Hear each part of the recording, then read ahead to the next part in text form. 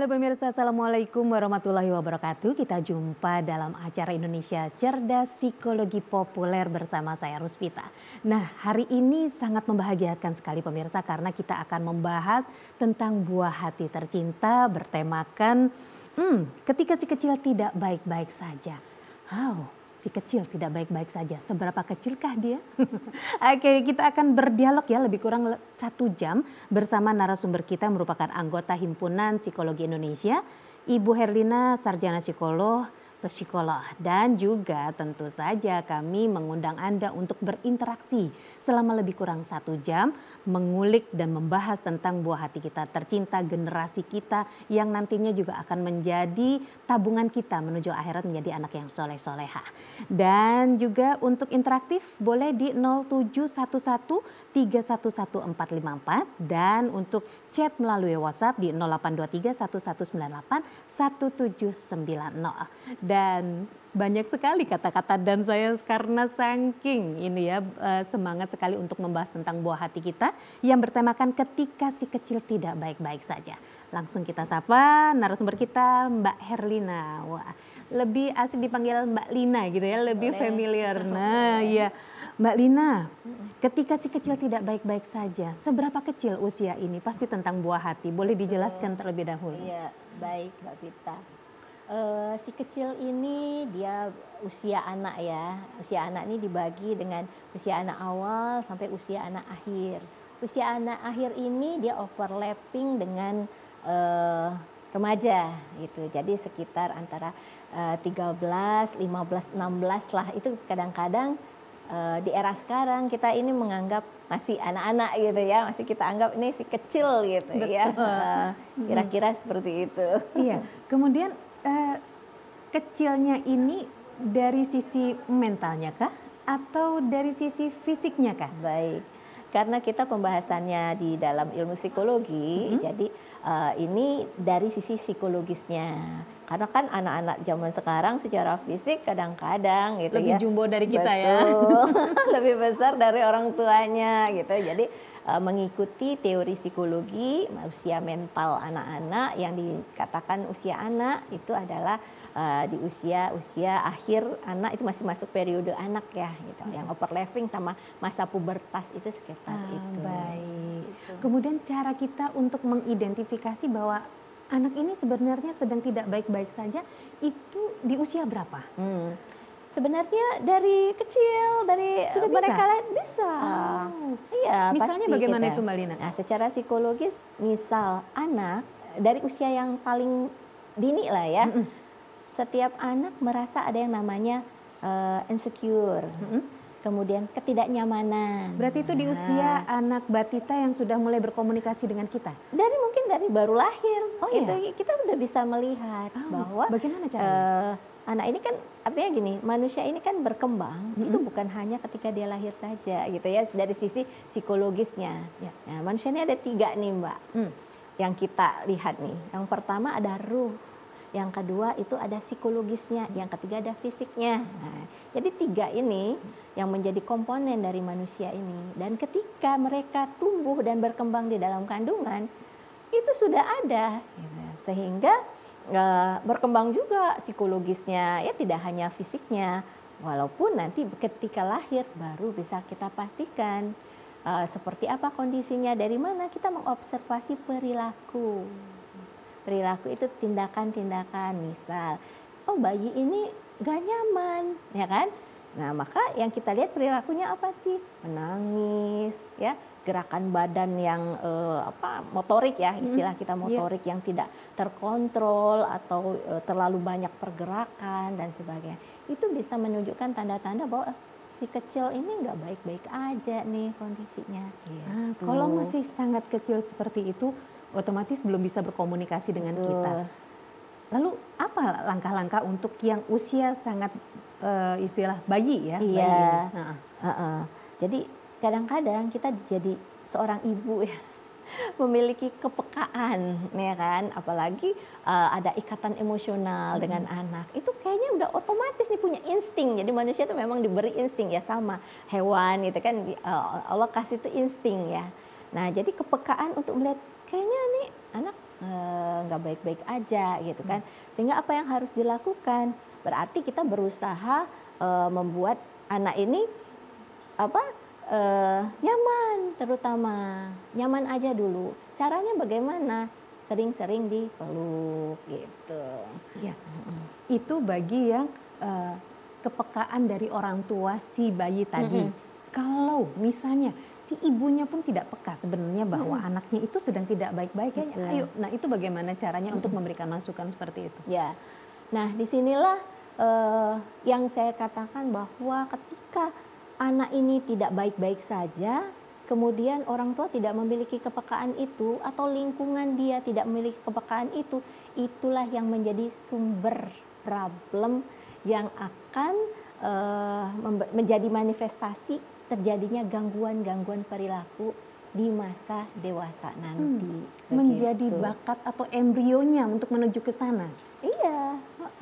Jadi kan manusia tuh gini, kita ini terbentuk dari perilaku kita akibat cara kita merespon ya, merespon stimulus-stimulus di lingkungan atau di dunia ini. Nah, perilaku-perilaku yang seperti ini akan menjadi satu kebiasaan ketika memang tidak diatasi. Ketika itu buruk ya, ketika itu positif bahkan mungkin diperkuat, dia akan menjadi perilaku itu berulang. Ketika berulang, itu akan menjadi satu kebiasaan. Sekumpulan kebiasaan akan menjadikan satu sifat. Ya? Sekumpulan sifat, jadilah dia karakter. Itulah kepribadian. Itu yang katanya bandel mulai bawaan orok gitu. Itu ya. Kalau kan seperti itu ternyata gara-gara bawaan ini. Orok gitu. Iya, betul. Iya. Pembentukan yang tanpa disengaja bisa jadi ya Bu. Bisa jadi itu tanpa disengaja, ya? Tanpa disadari terjadi. Iya, bisa saja. Baik. Gitu. Itu usia baik kalau umpamanya orang tua tidak mempunyai kepekaan. Nah, kalau dia sudah mulai bisa berbicara, belajar di usia balita, bagaimana kita cara mengidentifikasinya? Ya, sebenarnya tanpa anak harus bicara pun itu akan tampak gitu. Bahkan justru anak dikatakan tidak baik-baik saja saat dia tidak banyak bicara. Oh begitu? Iya. Bukannya malah anteng tuh bagus? Ya. Enggak ya? Kita gitu. Nah, itu satu anggapan sering kali ya. Ada beberapa pasien anaknya saya. Anteng kok ibu bingung gitu kan ya. Ada beberapa pasien atau pertanyaan orang tua ya ke saya bahwa kok anaknya ini aktif sekali ya, banyak bicara gitu, kok sulit dikendalikan. Atau sebaliknya, ada orang tua, Bu anak saya ini pokoknya oke banget, kenapa? Saya ajak ke kantor, saya ajak kemana, enggak ngapa-ngapain, enggak bikin saya repot gitu kan. Betul, Nah, apalagi kalau anggapan seperti itu. Makanya kadang-kadang untuk memastikan si kecil ini baik-baik saja atau tidak, berarti kita harus punya beberapa informasi atau pengetahuan bahwa sebenarnya anak yang sehat secara mental gitu ya, mental psikologisnya ini bagus, itu kondisinya tuh seperti apa? Seperti apa gitu. Itu kira-kira? Baik. Karena sisi lain dikira ini bakat anak saya akan menjadi anak yang introvert. Ya, kita lihat dulu fitrahnya. Pada umumnya semua anak gitu ya. Tumbuh dan berkembang dimulai dari motoriknya, jadi pergerakan. Berarti dia harus aktif. Kalau semakin cerdas seorang anak, dia otaknya itu akan semakin aktif ya. Nah kan perilaku kita kan dipengaruhi oleh otak, kondisi otak. Maka si anak ini akan banyak sekali itu dikatakan ulah gitu kan. Nah, akan banyak sekali yang dia lakukan itu, dia mengeksplor dan termasuk bicara. Jadi anaknya istilahnya rame lah gitu kan. Oh berarti anak ini sehat nih gitu ya, bukan sebaliknya dianggap mengganggu. Walaupun itu dalam tarapan normal, karena kita akan ada kondisi di mana dikatakan hiper kan berarti berlebihan. Gitu. Nah kemudian itu dari sisi pengamatan kita secara perilakunya. Kemudian kita lihat dia secara emosional. Emosional berarti dia bisa terkendali, marah, nangis, itu kan reaksi-reaksi emosional yang normal dan alami gitu kan. Semua manusia itu dibekali itu dan harus bisa mengekspresikannya. Justru kalau anak nggak pernah nangis gitu kan, berarti anak ini tidak baik-baik saja. Gitu. Karena fitrahnya anak, cara dia meluapkan emosi, kekecewaan dan sebagainya, marah, itu dengan menangis. Nah, berarti ketika diekspresi tentang emosinya, bagus, ya kan? Nah, berarti oh iya dia mampu, tetapi balik lagi, dia over atau tidak, atau hiper atau tidak. Contoh yang dia tidak baik-baik aja, kalau marah, kalau nangis tuh tantrum gitu kan, sampai guling-guling, nggak tahu tempat, sulit dibujuk, berarti tidak baik-baik saja, gitu kan? Harus waspada. Ya, kemudian secara sosial, ya kan? Secara sosial semua anak, gitu kan, punya, karena manusia ini adalah makhluk sosial, dia punya insting. Ya. Walaupun nanti ada beberapa karakter anak yang memang secara sosial dia berlebihan, gitu ya. Artinya memang dia punya bakat sosialnya tinggi, gitu kan. Nah, anak yang misalnya malu, menarik diri, susah menyesuaikan diri dengan orang-orang baru, situasi baru, berarti oh ada apa ya? Mungkin dia ada problem nih, ada yang tidak baik-baik saja, gitu. Nah, itu beberapa hal ya kita lihat dari perilaku secara fisik, kemudian emosi dan sosialnya. Begitu. Iya, itu untuk anak-anak yang di usia di bawah 16 tahun. Gitu. Apakah bisa terjadi sudah di atas 17 tahun seorang ibu yang merasa anaknya itu masih anak-anak dan ternyata juga masih anak-anak mentalnya? Nah itu bagaimana itu? Apakah bisa ditemukan seperti itu juga? Oh ya, banyak ya, artinya kondisi-kondisi yang seperti ini di mana anak-anak ini tidak sesuai dengan usia mentalnya, gitu. Beberapa ya di dalam, terutama ya kasus-kasus ekstrim di lingkungan psikologi, klien yang saya pegang, ada yang namanya kita ini usia kronologis. Usia kronologis itu usia tanggal lahir, ya kan? Misal usia 20 tahun, tapi ada usia mental dan itu bisa diukur, ada alat ukurnya, gitu kan, secara psikologi untuk melihat perkembangannya mentalnya tuh sampai usia berapa. Jadi usianya bisa 20, tapi usia mentalnya bisa ada, kemarin saya kasus itu malah usia mentalnya itu baru 12 tahun. Kebayang kan? Masih hobi main, gak mikir ke lain. Betul. Berarti ya? Bahkan waktu itu sekitar usianya mungkin sekitar 20-an, 27 apa sekitar itu ya. Masih koleksi mainan gitu loh. Masih sibuk dengan hobi mainan-mainannya, yang belum punya aspirasi ke depan, aku mau apa sih gitu. Nah, kadang-kadang kita lihat itu bahwa dia secara mental kekanak-kanakan. Mungkin saja orang tua masih menganggap dan tanda kutip si kecil gitu kan. Masih si kecil yang imut gitu. Atau mungkin juga karena orang tuanya juga masih belum berharap dia menjadi anak yang generasi yang mulai mendewasa begitu ya. Mungkin saja, karena kan ada juga statement orang tua, aduh bunda, dia jangan cepat besar dong, anak saya cuma satu. Baik, terima kasih Marina, kita akan lanjut lagi ya. Wah pemirsa, semakin seru kebersamaan kita hari ini baru melihat tanda tanyanya. Masih ada segmen berikutnya akan kita gali lagi ya. Karena si kecil ini tidak harus yang masih baby banget atau masih bayi. Tapi remaja pun KTP-nya sudah dewasa tapi bisa jadi secara mental menjadi si kecil kesayangan ibunda. Kita akan lanjut lagi ya setelah yang satu ini, jangan kemana-mana.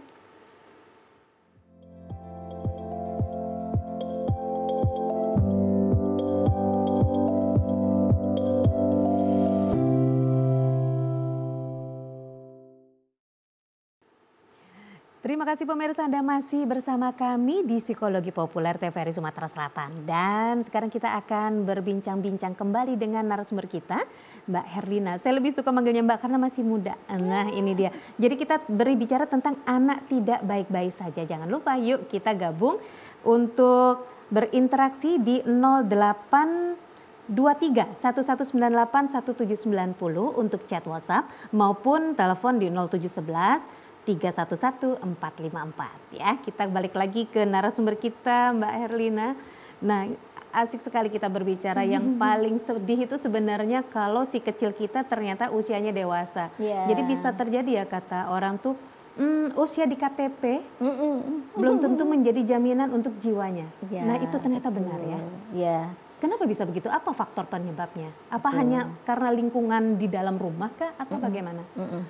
Nah itu yang saya cerita tadi bahwa usia mental ya. Usia mental kadang-kadang tidak sejalan dengan pertumbuhan fisiknya. Mereka mengalami keterhambatan karena misal tidak terlatihnya, tidak dilatihnya untuk menghadapi tuntutan tugas perkembangan. Ada yang namanya di dalam perkembangan anak itu ada yang namanya tugas-tugas perkembangan. Misalnya seperti apa itu? Nah, jadi dia tidak mendapat perlakuan yang sesuai usianya. Contoh, setelah anak 7 tahun, dia harus mulai bisa bertanggung jawab dengan dirinya sendiri, gitu loh. Ketika dia menginginkan sesuatu, dia harus belajar untuk bersabar, menunggu. Ketika dia salah, dia tidak harus selalu mendapat dukungan, pembelaan, bahkan dia diajarkan beberapa mekanisme untuk menyelesaikan masalah.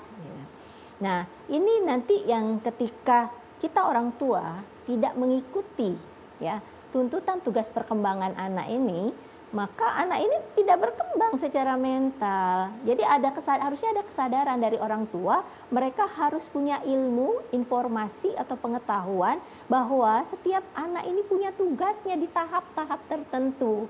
Yang ketika tidak diberikan atau dikembangkan, itu akan jadi PR. Lalu gitu. bagaimana kalau orang tua itu mengatakan nggak tega atau saking sayangnya akhirnya terjadi pelayanan yang over. Nah itu Betul. bagaimana? Nah di situ biasanya orang tua tidak berpikir tentang dampak. Ya, kadang-kadang kita ini cuman melihat apa yang ada di depan mata. Kita tidak jauh berpikir ke depan resiko-resiko apa.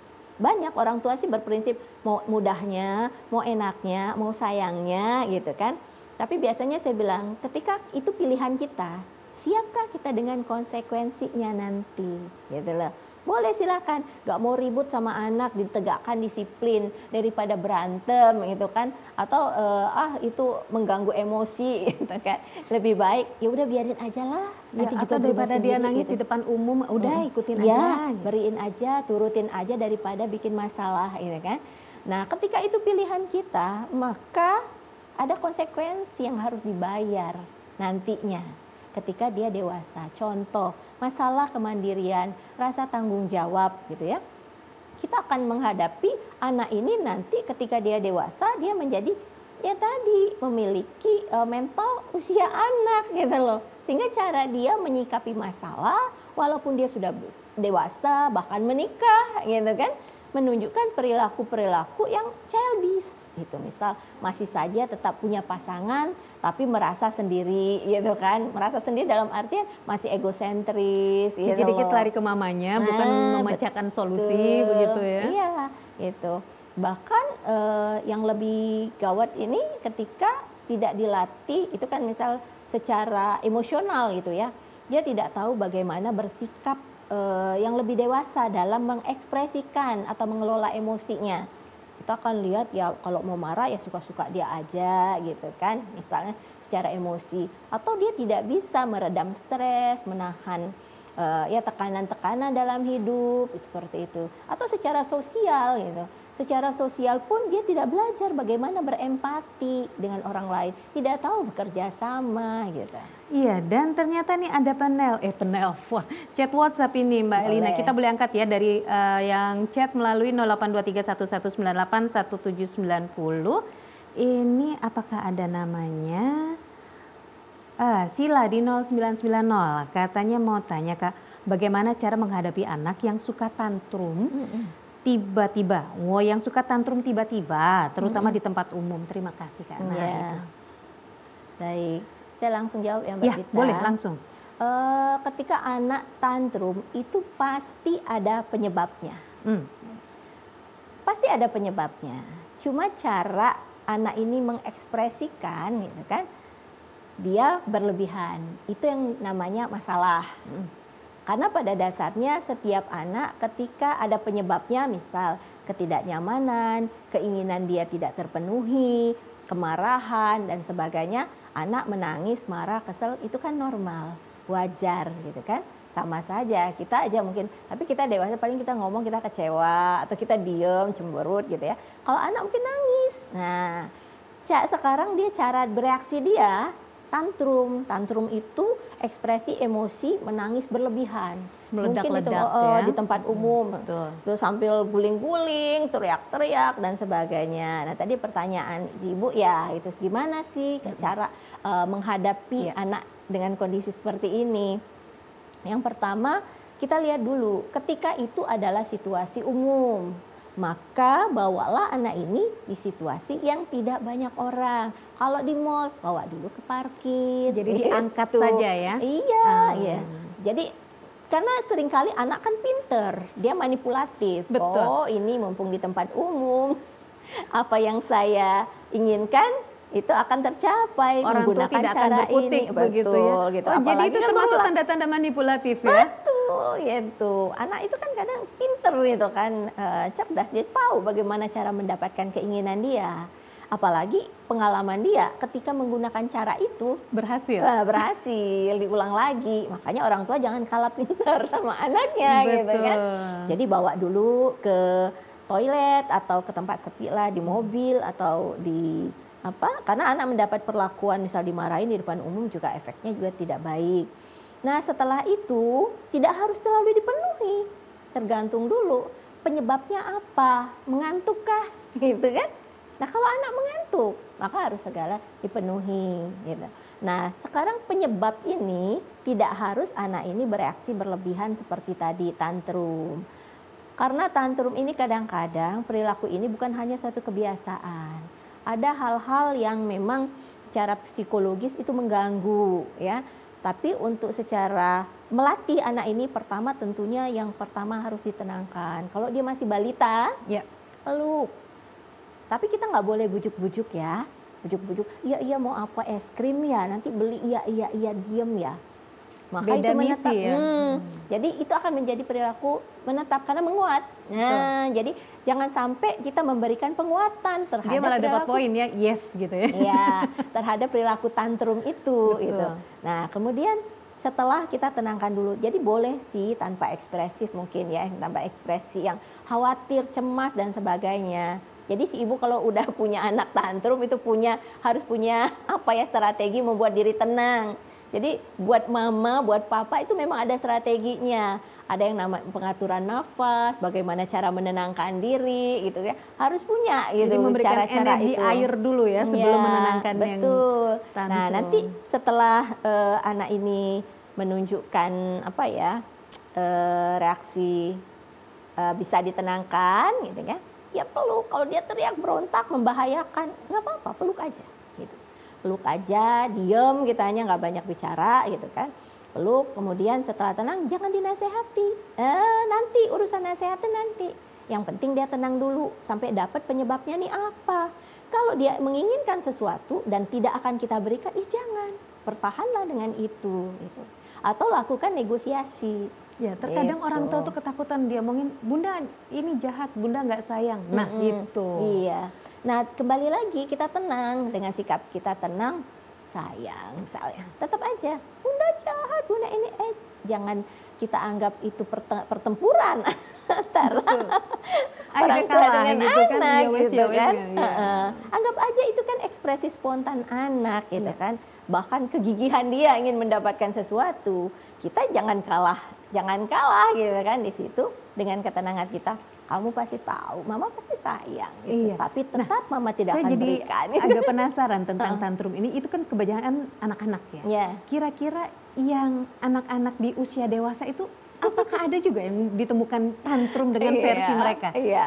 Sebenarnya ya kalau dari bahasa psikologisnya tidak ada lah ya, mungkin istilahnya beda lagi gitu kan, memang ada gitu kan, cuman bolehlah dikasih istilah tantrum dewasa gitu ya, uring-uringan gitu kan. Kadang-kadang orang dewasa ini juga mamanya yang tantrum gitu kan, ketika ngeliat anak gitu mungkin saja gitu, cuman bahasanya istilahnya tuh beda lagi karena usia. Kalau anak sekarang nyebutnya ngereok. Ngereok.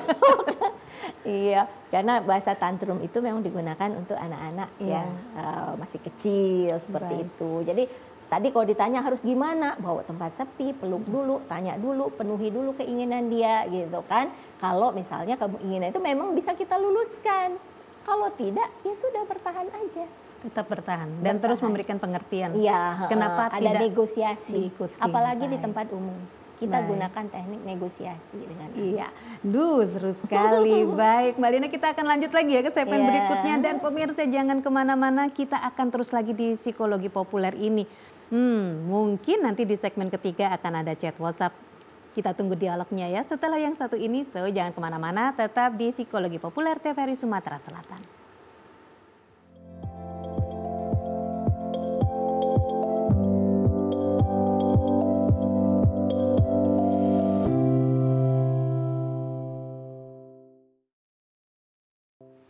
Pemirsa, terima kasih Anda masih bersama kami. Ya, kita sekarang akan berbincang di Psikologi Populer bertemakan ketika si kecil tidak baik-baik saja dengan narasumber kita, Mbak Herlina, sarjana psikolog.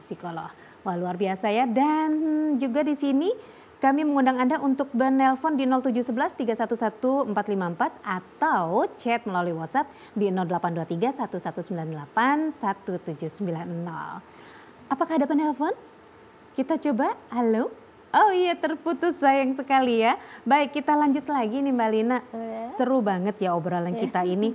Dan saya coba membacakan chat melalui WhatsApp. Ini dia dari Lira 709.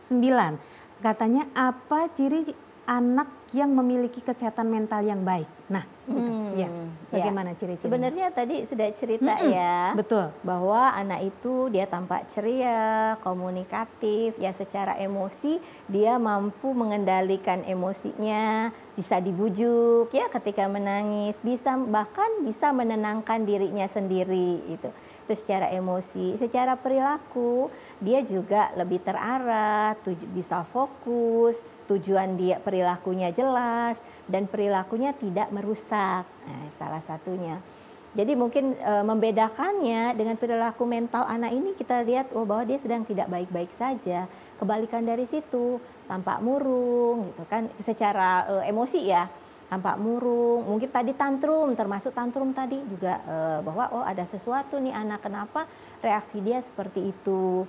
Kemudian juga mungkin dia takut, cemas, gelisah. Nah, atau secara sosial, dia anaknya malu, sensitif, kemudian atau apatis atau justru mengganggu gitu kan. Menyakiti, misalnya menyakiti ini bisa menyakiti dirinya sendiri bahkan orang lain. Kan banyak nih kasus-kasus di usia-usia anak bahkan dari 7 tahun ya yang saya temukan di ruang konseling sampai remaja, mereka tampak menyakiti dirinya. Ada itu namanya self harm ya. Cara anak bereaksi terhadap tekanan, mulai ada yang gigit-gigit kukunya, jarinya, sampai yang menyayat-nyayat gitu kan. Dan perilaku itu menunjukkan bahwa ada secara psikologis tuh dia tuh alarmnya tuh bunyi gitu. Aku tuh dalam masalah gitu loh. Bahwa aku tuh sedang tidak baik-baik saja. Nah, dari gitu kan. pasien yang sering ditangani oleh Mbak Lina, itu dominan yang tidak baik-baik saja untuk anak ini yang dalam bentuk apa kira-kira? Banyak ya, variatif ya, hampir semua bahwa anak ini tidak baik-baik saja secara sosial. Tadi ada misalnya anaknya sangat malu, tidak berani tampil, bahkan tidak keluar suara sama sekali, gitu kan? Ada yang benar-benar menarik diri, berhari-hari sekolah tidak bersuara, gitu kan? Ada ya secara perilaku negatif dia mengganggu, ya, membuli, ya kan? Kemudian juga memukul dan agresif ya melukai orang lain. Ya tadi yang saya cerita kayak self harm itu salah satunya, misal nangis tuh kepala dibentur-benturin gitu. Nah, itu salah satunya yang merusak diri sendiri. Ya, kemudian depresi, kecemasan. Untuk anak gitu. Yang tunggal misal. Ya. Tapi kalau umpama ini mereka bersaudara. Kemudian ada lingkungan yang mempengaruhi bahwa kalau dia punya adik akan hilang sayang orang tuanya. Akhirnya pertumbuhan si kakak itu agak kacau. Nah itu bagaimana? Ya, apa itu juga merupakan tanda-tanda dia akan menjadi tidak baik-baik saja seumur hidupnya atau hanya di saat itu saja? Iya. Nah kadang-kadang statement lingkungan terhadap anak-anak ini menganggap mereka itu adalah mainan, ya kan? Sehingga tanpa disadari cenderung membuli, gitu kan? Atau memang cenderung mengganggu. Tapi seringkali memang kita yakin ya, apalagi lingkungan keluarga, tidak ada niatan untuk merusak, mengganggu mental anak ini. Tetapi makanya itu kita harus hati-hati, kemudian mengawasi bahwa anak ini sedang tidak baik-baik saja gitu. Apa karena statement tadi misalnya, mama tuh punya adik baru, mama nggak sayang lagi, lebih sayang sama adik loh. Mungkin untuk orang semua tertawa gitu kan, oh itu lucu, itu hanya gurauan semata. Tapi kan siapa yang tahu bahwa ternyata anak ini memproses informasi ini, kemudian dia menyerapnya dan menyimpan di area bawah sadar dia gitu kan. Dan itu mempengaruhi perilaku dia, itu membentuk suatu luka. Nah, sebelum itu dia menjadi luka yang dalam, kita harus aware gitu loh, lihat respon anak tuh kenapa tiba-tiba dia nggak suka sama adiknya gitu kan, atau dia ngambek sama mama, nempel terus sama mama gitu, atau dia mogok makan, tiba-tiba demam dan sebagainya. Nah, kita yang harus lebih teliti. Oh, dia tuh apa yang harus kita lakukan dengan anak ini? Minimal dia mendapatkan kebutuhan dia. Apa sih kebutuhan anak itu pada umumnya? Kasih sayang, perhatian gitu kan. Maka seringlah dipeluk. Walaupun kadang-kadang kita nggak tahu penyebabnya itu, akarnya itu apa. Maka ciptakan dulu rasa aman itu untuk anak. Sering dipeluk, diberi perhatian lebih gitu kan. Kemudian disenangkan hatinya. Yang tadi luka itu mungkin sedikit, akan segera pulih. Dibanding dia akan menemukan lagi hal lain, pembuktian. Benar ternyata mama nggak sayang. Benar, luka itu semakin dalam. Nah, luka yang dalam ini ketika dia sudah besar itu namanya inner child. Yang mempengaruhi perilaku seorang individu akibat luka batin di masa anak-anak. Padahal dia harus menjadi pribadi yang sudah mandiri. Betul. Dan bisa mengambil keputusan. Dia harus menjadi manusia yang bahagia di dalam hidupnya. Kenapa sih penting? Jadi peletakan dasar, jadi anak-anak itu memang harus bahagia. Bahkan saya sendiri gitu kan, setiap hari doa yang utama itu, ya Allah bahagiakan anakku. Jadikan mereka anak yang bahagia. Kenapa sih penting banget? Karena anak yang bahagia di masa kecilnya, dia akan menjadi pribadi yang tangguh, yang semua keberfungsian, fungsi-fungsi psikologis dia itu akan optimal. Ketika itu optimal, maka dia bisa lebih banyak bermanfaat. Karena apa, potensinya tadi bisa dia kembangkan, dia jadi produktif, dan dia akan mudah sekali untuk menjadi bahagia. Karena kenapa kita perlu bahagia itu? Kebahagiaan kita itu akan mendatangkan banyak sekali hal-hal yang positif. Menarik yang positif. Betul. Kan mungkin pernah dengar ya bahwa semesta itu kita yang menarik, energi kita yang menarik gitu kan. Afirmasi ya. Betul. Iya, Mbak, ini ada lagi nih penelpon yang kirim chat WhatsApp. Boleh. Ini Indra dari Payaraman, katanya bagaimana caranya mengkondisikan supaya anak itu baik-baik saja karena saya memiliki anak kembar. Wah, iya biasanya kembar nih kalau yang saya tahu zaman masih bayi, yang ini nyusu, ini juga mau. Iya, Nah itu bagaimana caranya? Iya. Memang ketika punya anak kembar, orang tua biasanya mengalami yang namanya tingkat kelelahan. Kelelahan ini akan memicu emosi, ya, kecenderungan memicu emosi. Maka yang pertama itu adalah pemahaman dari lingkungan untuk orang tua yang memiliki anak kembar bahwa mereka kemungkinan akan mengalami yang namanya kelelahan. Jadi mereka perlu support dari lingkungan, bisa dari orang tua, saudara, atau adanya asisten di dalam pengasuhan atau kepekaan pasangan untuk saling membantu kondisi ini. Nah, ketika dianggap bahwa akan muncul nih problem, belum tentu. Justru mungkin buat individu itu, si anak yang kembar ini seru gitu loh. Dari kecil mereka merasa rame, bahagia, bisa mengeksplor lebih gitu kan. Karena apa ya, sudah banyak yang bisa mereka lakukan dengan individu lain dibanding ketika mereka misalnya sendiri tidak kembar gitu kan. Kalau ini langsung mengeksplorasi ini saudaranya gitu kan. Jadi belum tentu bahwa dia akan punya masalah nih.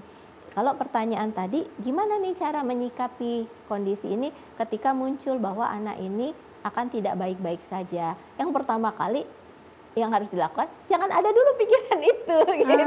Dari orang tuanya dulu. Iya, bahwa oh ini problem nih, gitu loh, anak dan kembar. Dan itu mungkin juga gitu. yang menjadi budaya orang tua yang punya anak kembar, mulai kecil warna pakaian dan apapun itu selalu sama. Iya, itu gitu. sebetulnya sebenarnya itu sih buat mungkin secara psikologis ya, pengaruh ada gitu kan. Artinya mereka, orang tua berusaha menunjukkan bahwa mereka punya suatu kesamaan, mereka selalu sama, tapi tidak harus seperti itu.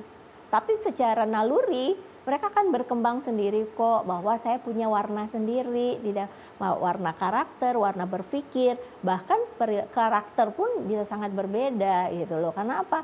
Ada yang namanya karakter genetik yang memang Allah berikan, itu hak Allah menunjukkan bahwa manusia ini berbeda gitu kan, satu walaupun kembar sekalipun gitu. Jadi kita orang tua pun mulai menyadari bahwa oh iya, anak kita punya warnanya masing-masing nanti, yang tidak harus selalu disamakan. Kadang-kadang menjadi berbeda itu asik.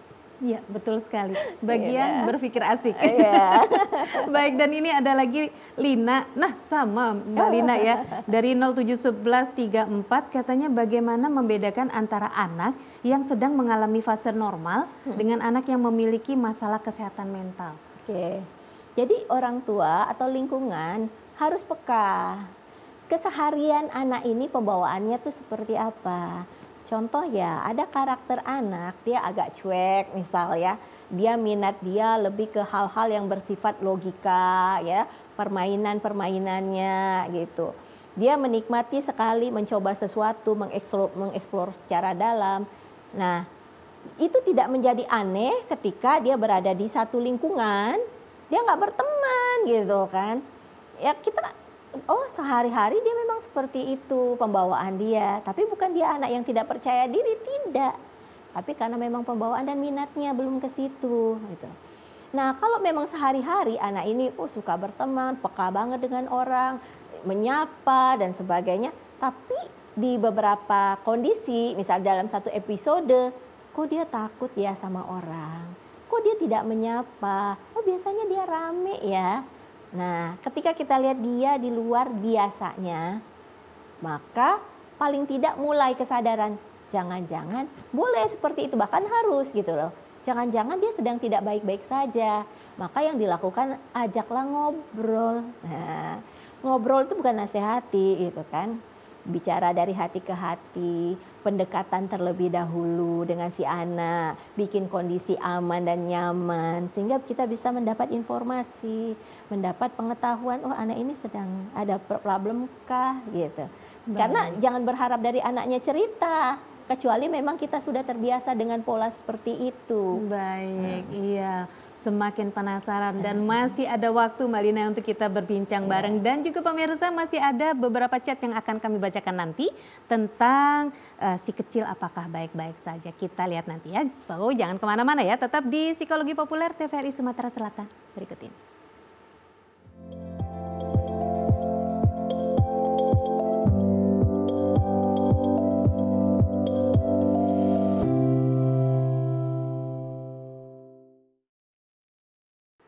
Terima kasih pemirsa, Anda masih bersama kami di TVRI Sumatera Selatan, Psikologi Profesi.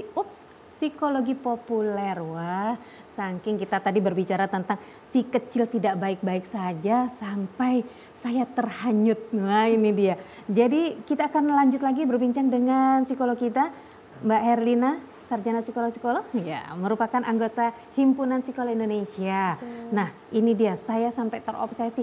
Pengaruh nggak nanti untuk menuju dia menjadi profesinya apa gitu, kalau dia sedang tidak baik-baik saja dari kecil ini?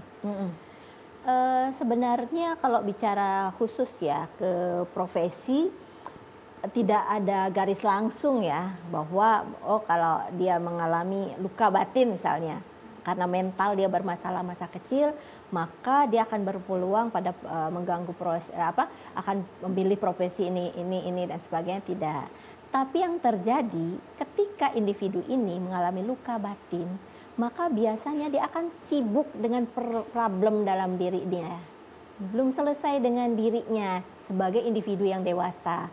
Sehingga dia sulit sekali menemukan potensi-potensi dalam dirinya dan tidak mengembangkan potensi itu, dan pada akhirnya di dalam pekerjaan atau setelah dewasa dia lebih menjadi orang yang sulit untuk menjadi produktif, tidak tahu harus kemana. Ya bisa jadi, ataupun ketika dia bekerja ya produktivitas dia sulit jadi optimal gitu. Bahkan, apakah itu juga cenderungan dari orang tua, dari rumah atau lingkungan? Ya, bertumbuhnya itu sehingga dia kalau tidak didikte tidak bergerak. Apa bisa seperti itu juga?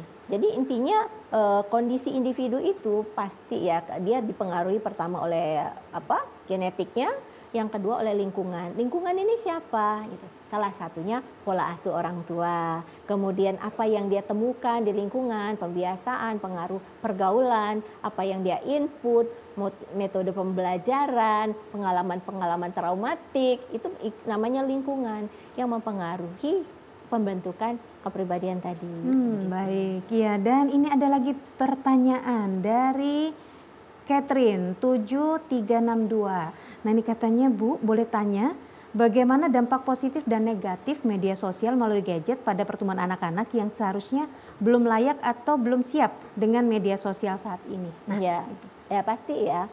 Karena kan pada dasarnya ketika anak ini mengakses sesuatu yang memang belum pada usianya, jadi kemampuan dia untuk mencerna itu kan belum maksimal. Berarti dia bisa saja menyerap sesuatu yang tidak mampu dia cerna, kemudian dia aplikasikan yang bukan sesuai umurnya, maka secara mental ya pasti terganggu. Dan gitu bukan kan. solusi ya. Ya, gitu. Sehingga penggunaan media sosial itu di usia-usia ketika dia belum pada usia tersebut beresiko. Ya memang tidak dipastikan gitu kan, tapi beresiko. Contoh, terjadilah yang namanya penipuan, ya kan? Karena anak berpikir kalau A pasti B gitu kan, 2 tambah 2 4 gitu. Pola pikir mereka yang kaku dengan minimnya pengalaman gitu kan, logikanya yang belum matang, emosional belum matang, sangat memungkinkan ia akan menjadi target-target itu bagi sekelompok orang atau beberapa individu untuk merusak. Gitu. Iya, kemudian, nah saya jadi penasaran ini. Pasti Mbak Lina juga banyak sekali yang menerima konsultasi ya? Ya. Itu konsultasi plus pengobatan atau ya, betul. plus Jadi, pengobatan? Di mana itu kira-kira? Ya, jadi kantor saya itu memang menangani pemeriksaan psikologi ya dari anak sampai dengan dewasa, itu macam-macam. Ada yang pengen tahu secara umum kemampuan karakter dia secara umum, saya itu kepribadiannya seperti apa sih gitu kan. Kemudian bagaimana saya menyikapi peluang-peluang hidup, bisa. Kemudian yang pemeriksaan intelektual, bakat minat. Tapi juga banyak juga yang per kasus, artinya mereka berkonsultasi tentang permasalahan-permasalahannya. Ketika dibutuhkan penanganan atau pengobatan, saya istilahkan terapi psikologi. Nah, di kantor saya juga melayani terapi psikologi juga. Wah, berarti gitu. bisa mulai dari tahapan yang dipastikan untuk si klien ya? Betul. Di mana itu Mbak Lina? Nah, kalau sehari-hari saya praktek di kantor konsultan psikologi Mutiara Azhar Group, itu di Komplek Istana Arofatuna di KM7 Palembang. KM7 Palembang ya, tidak perlu keluar kota. Nah itu pemirsa jangan kemana-mana, bisa langsung konsultasi di Psikolog Mutiara Komplek Arofatuna KM7. Nah kita sekarang terima telepon dulu di 0711 311454, silahkan. Halo, dengan siapa? Halo, silahkan. Hai, Bu Ruli, Mbak, Pelaju. Oh iya, Bu Ruli Pelaju. Bu Ruli di Pelaju, Mbak. Iya, silahkan. Halo, silahkan Ibu Ruli. Ya, makasih Mbak ya. Assalamualaikum Mbak Lina.